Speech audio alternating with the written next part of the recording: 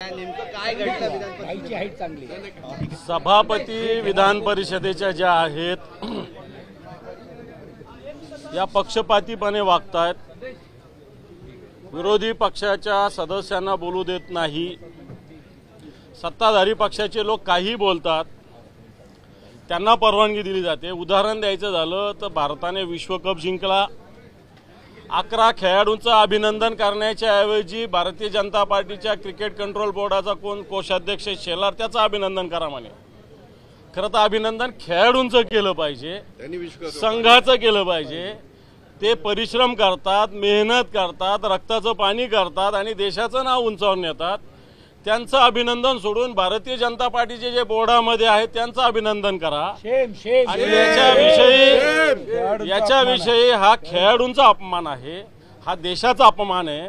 भारतीय जनता पार्टीला देश वगैरे काही घेणं देणं नाही आहे। स्वतःचे नेते, स्वतःचं पक्ष स्वतःच्या ओवाळून घेणे, आता त्याला चमचेगिरी करणं, तूप लावून घेणं स्वतःला, अशा चमकोगिरी करणं असे प्रकार करतात। अशा विषयावर भारतीय जनता पार्टीच्या सदस्यांना बोलू दिलं जातं आणि विरोधी पक्षाच्या सदस्यांना बोलू देत नाही। हा पक्षपातीपणा आहे। सभागृहाच्या कामकाज आता 3रा-4था दिवस आहे, आधी पण पक्षपातीपणा करत होता, आम्ही सहन केलं, पण तो आज या पक्षपातीपणाचा कळस झालेला आहे। आणि म्हणून आम्ही सगळे महाविकास आघाडीचे सगळे सदस्य आज वॉकआउट करून बाहेर आलेलो आहोत।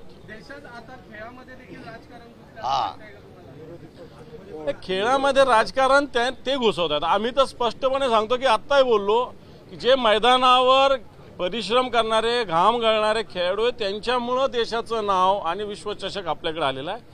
त्यांचं आपण खऱ्या अर्थानं सगळ्या देशाने अभिनंदन केलं पाहिजे। ते करतोय आपण, त्याला मान्यता पण आहे। कोणी मांडवता, चला भाजपने मांडला तरी काही हरकत नाही, त्याला आमचा पाठिंबा आहे।